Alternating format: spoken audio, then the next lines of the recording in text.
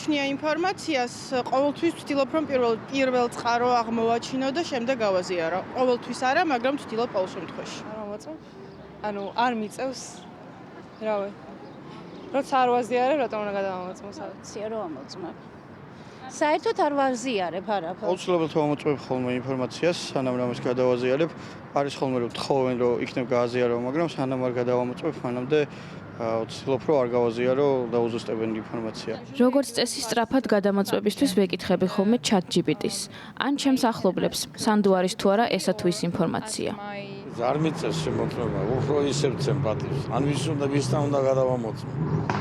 ანუ რასაც კითხულობთ ის და მე ეს თუ მომწონს, კაის დაწვე თუ არა და რაც ეკუთვნის იმას და ძალიან ბევრი მოღალატეებია ამ ქვეყანაში ახლა და საკადრის პასუხს ვცემ რა. როგორც გოწმდება ის გადავხედავ, ხო? ანუ სხვა საიტებზე კი, და მე ვადარ შედარებებს ვახდენ, აბა ეხლა ყველა ადამიანის მოვალეობა ქვეყანაზე ფიქრი გინდა და მომავალზე, აბა. ყველანაირად თუ კი შეიძლება რომ მიმიწვდებოდეს ინფორმაცია რეალურია, არ არის, აი ხშირ შემთხვევაში არის ხოლმე ფეიქები რა. პირველ რიგში კომენტარები.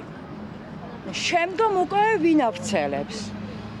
არ ვიცი, ყოველთვის ვამოწმებ. რა თქმა უნდა, იმიტომ რომ ძალიან მნიშვნელოვანია შევამოწმოთ ინფორმაცია, სანამ გავაზიარებთ და სხვასაც შევატყობინებთ ამ ინფორმაციას.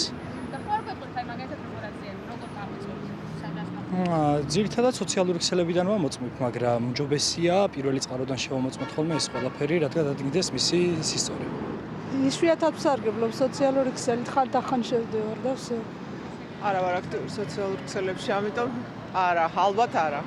გააჩნია ეხა რამდენად ვიცი რა რესურსებს ვენდო ხოლმე, რომელი უფრო სანდოა ჩემთვის. ზოგიერთს უბრალოდ თვითონ თემაზე ეტყობა, რომ არ არის სანდო, შეიძლება ეგეთიც იყოს. შეიძლება უბრალოდ დავგუგლო და ისე გავიგო თუ იგივე ინფორმაცია სადმე სხვაგან დებს ისე დანარჩენი ისე ხშირად არა.